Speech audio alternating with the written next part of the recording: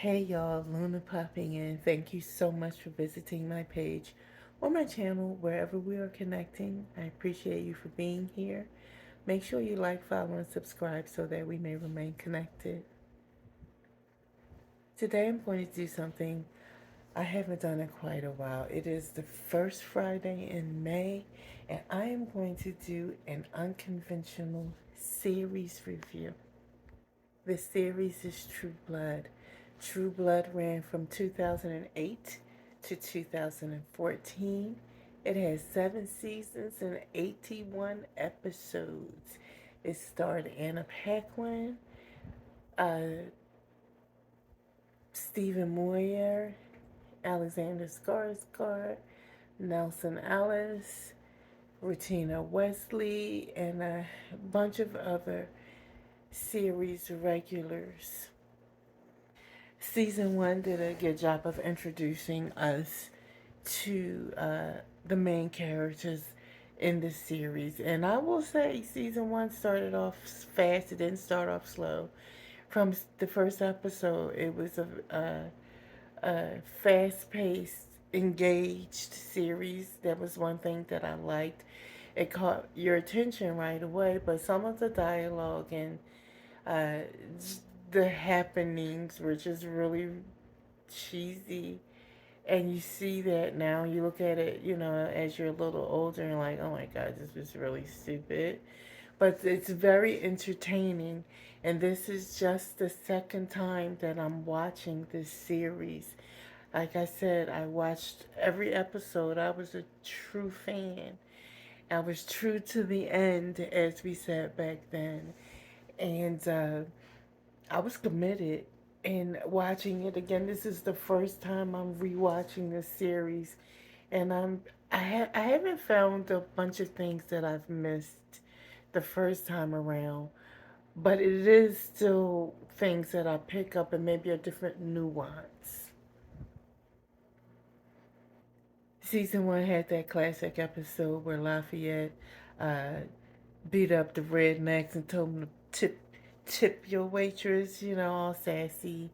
We met Andy and his stupid ass. He was the sheriff, and we met the sheriff, and him and his wife were the square dancing victors. Remember, we met. I can't remember the girl that Jason met. She was a psychopath, and she was hooked on V, and they kidnapped the vampire Eddie and had him strapped to the chair, and she killed.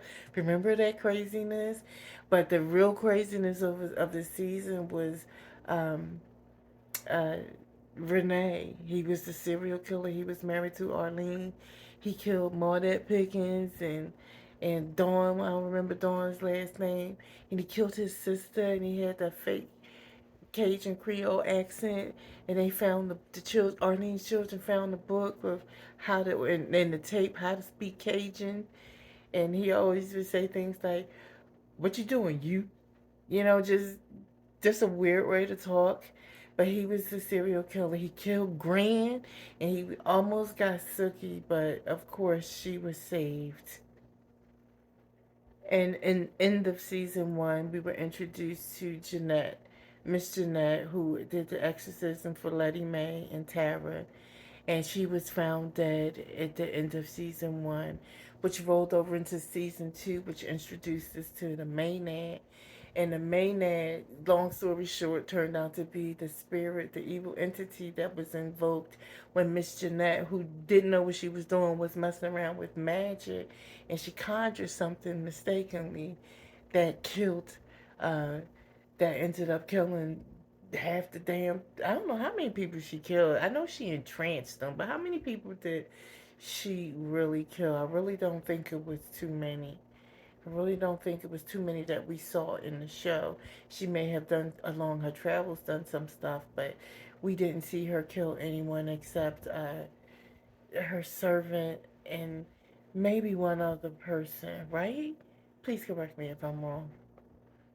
Season three, we were introduced to Marnie, the witch. You remember how Marnie snatched Eric's soul from him and had him blabbering? blubbering like an idiot and wandering in the woods when Suki found him. She put that magic on his ass and snatched him out, but it turns out it was really the spirit possessing her, which was Antonia, um, which was initially working through Marnie, but then when she realized that Marnie, they had different views, Marnie bound the spirit to her and made her work through her, used her power, and she really brought dread to those damn vampires. We were introduced to Sophie Ann, um, the vampire queen. We were in. She had Suki's cousin was her feeder. You know, she, I don't know what they call them when they volunteer. There's to be fed to allow the vampires to feed them. That's who she was, and we found out that she had a telepathic son as well, and she jumped ship because she knew that fairy blood was in their family, and we found out that Suki's a fairy. That's where she gets her magical powers from. And season three was it's just busy. All of the season has been busy and all over the place. We were introduced to Terry in a more high profile way when he got with Arlene and they got married, and then she found out she was pregnant, but she was pregnant by Renee and thought the baby was going to be evil because Renee was a serial killer. It was the crazy it was a crazy show, and that was a good season. We found out that Lafayette is a medium, and his boyfriend, when they went to Mexico, it kind of activated his medium abilities, and his Jose was a. I keep saying Jose. I hope that's right. Lafayette's boyfriend was a brujo, and he had demon energy or demon blood or something in him, and because his grandfather worked with dark magic and did something, put a mark on him or whatever, but it's through the combination of their powers. And we met the waitress. Oh gosh, I can't remember her name. That guy with Andy Belfleur, and she was the Wiccan that was introduced Tara and a couple other people to their Wiccan circle, and that's what brought about the chaos of that season.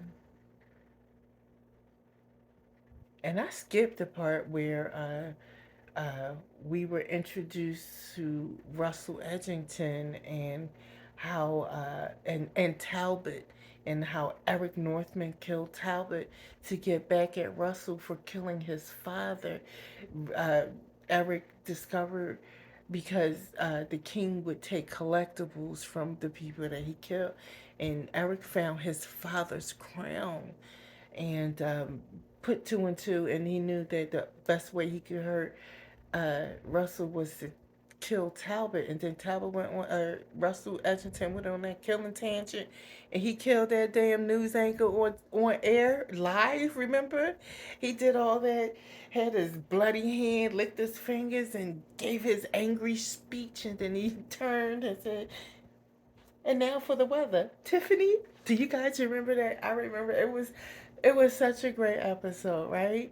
We were introduced to Steve Newland and the Light of the Sun Ministries, and him and his wife with all them damn teeth and those hateful Christians, and that was a whole mess in itself, right? And now I'm on season five, and this is in this so far we've met Terry's ex-military buddy. We have realized that Steve Nolan is now a vampire. Holly, that's the woman's name that Andy was been introduced to, and she was the Wiccan. He's with Holly. She's starting to be a little bit bigger in the picture. We met Nora, Eric Northman's sister that he's having sex with. And we met Alcide and Debbie and Marcus, the Wolf Pack. So now, I forgot about the Werepanthers.